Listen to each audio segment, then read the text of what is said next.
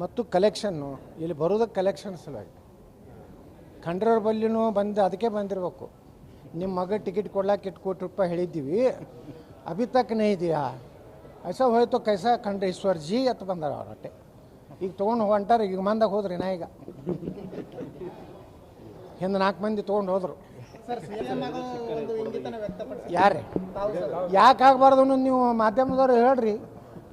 ನಾಲಿಗೆ ಹರಿಬಿಡು ಯತ್ನಾಳ್ ಎಂದೂ ಮುಖ್ಯಮಂತ್ರಿ ಆಗೋದು ಹೊಡಿತೀರಪ್ಪ, ನೀವೇ ಚಾನಲ್ದವ್ರು ಹೊಡೀರಿ. ನಾ ಮುಖ್ಯಮಂತ್ರಿ ಆಗೋದು ಗ್ಯಾರಂಟಿ, ಕರ್ನಾಟಕ ಉದ್ಧಾರ ಮಾಡೋದು ಗ್ಯಾರಂಟಿ. ಬುಲ್ಡೋಜರ್ ಸದ್ದು ಮಾಡ್ತಾವು. ಯಾರು ಪಾಕಿಸ್ತಾನ ಪರ ಘೋಷಣೆ ಕೊಟ್ಟರೆ ಬಾಯಾಗ ಹಿಂದೆ 2 ಹೊಡೆದು ಅಲ್ಲೇ ಸರ್ಕಾರ ಪ್ರೀತಿ ವಿನಯದಿಂದ ಸರ್ಕಾರ ಕೇಂದ್ರದಾಗ ಕೆಲಸ ಮಾಡ್ಕೋಬೇಕು. ಆ ಒಂದು ಪ್ರವೃತ್ತಿ ಸಿದ್ದರಾಮಯ್ಯನವ್ರಿಗೆ ಇಲ್ಲ. ಹೀಗಾಗಿ ಇವ್ರು ಸುಮ್ಮನೆ ಮೋದಿಯವ್ರ ಬಗ್ಗೆ ಹಗುರವಾಗಿ ಮಾತಾಡೋದು. ಅದಕ್ಕೆ ಚಂಬು ಅವರಿಗೆ ಕೊಡ್ತೀವಿ 2024 ನಂತರ ಎಲ್ಲ ಕಾಂಗ್ರೆಸ್ನವ್ರದ್ದು ಎಲ್ಲ ಅಕ್ರಮ ಆಸ್ತಿ ಐತೆ ಎಲ್ಲ ತೊಗೋತೀವಿ, ತೊಗೊಂಡು ಬಡವ್ರಿಗೆ ಹಂಚ್ತೀವಿ.